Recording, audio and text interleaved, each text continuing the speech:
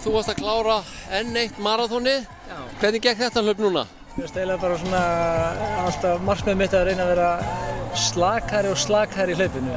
Ekkert að stressa maður mikið og mælikvarðan hvort konan verður pirruð út af ómiklum undirbúningi eða eitthvað of stressaður fyrir hlaupið eitthvað svoleiðis. Það var ekki minnst á það núna. Ég er mjög sáttur við það. Já, hvernig undirbúningurinn hjá þér núna? Nú ertu svolítið mikið í þríþrautinni. Hvernig kemur þessu svona inn með? Bara mjög vel sko. Ég bara hef markvisst reynt að æfa ekki meira en 10 klukkutíma í viku.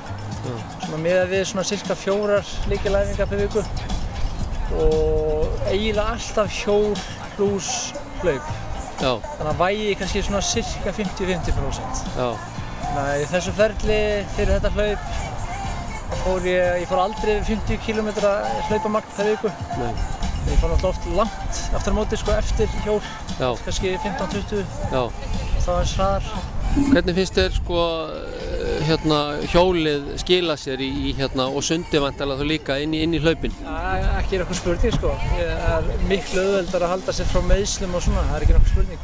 Ég myndi að tala við pappa sko, þegar við vorum búin með svona 15 km. Svona tilfinningin einhvern veginn þegar ég er búinn að hjóla og svo beint ég að hlaupa. Mér finnst ég vera einhvern veginn afslappaðri. Mér finnst ég ná að rúlla auðveldar. Og svo ég fer beint í hlaup, finnst mér einhvern veginn vera að streða meira í byrjun. Hvað er þetta fyrsta maraþonið þessu ári? Já. Hvernig er planið hjá þér á árið? Það er pínu geðveiki sem er í júlí. Sökum bara hvernig keppnisdagskráin er skipulögin heima. Það eru 2 hálfir áttkallar í júlí með 3 vikur á milli. Það er ekki æskilegt fyrir líkamann, bara engan veginn sko. En það er bara ekkert annað í boði. Ég fer ekki heilan jákall í ár. Það verður líklegast í ágúst á næsta ári segi ég. En svo fer ég Reykjavík maraþon tek heilt þar. Það er orðið skemmtilegra en var. Þetta er svo gríðarlega mikið fjöldi af útlendingum. Það var mér aldrei aleinn svona síðustu 10. Nú ert þú mikið hlaupafjölskyldu. Pabbinn Trausti er náttúrulega búinn að vera lengi í þessu. Ég sá að systir var að fara sitt fyrsta maraþon líka. Hún er með sko, svolítið áhugavert með hana sko, þegar hún ákveður eitthvað þá stendur hún við það sko. Þannig að það er alveg æðislegt hjá henni. Hljómsveit okkur komið margt núna. En hvað með kona mín, hún fór sitt fyrsta hálfa í dag.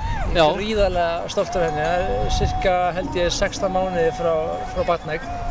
Þannig að það var æðislegt og nota bene þá lagði ég enga pressa á henni. Hún ákveði þetta alfarið sjálf. Þannig að sjálfsög þá veitti henni ráðgjöf og keypti henni skó og svo framvegis. Það er gaman að miðla þekkingu. En þú sagði líka við mig áðan að þú væri svona að safna maraþonum. Hvað ertu komið mörg? Já, ég kom með 20 núna. Og stefnan er svona cirka allavega 2 ári. Það er bara hann til deg. Ok. Það er ekki spurning. Kallinn er komið held í 76, þá var því miður að við þurftum að hætta í dag. En ég hugsaði svolítið sjálfur þegar ég var fann að vera vel þreyttur eftir svona 35.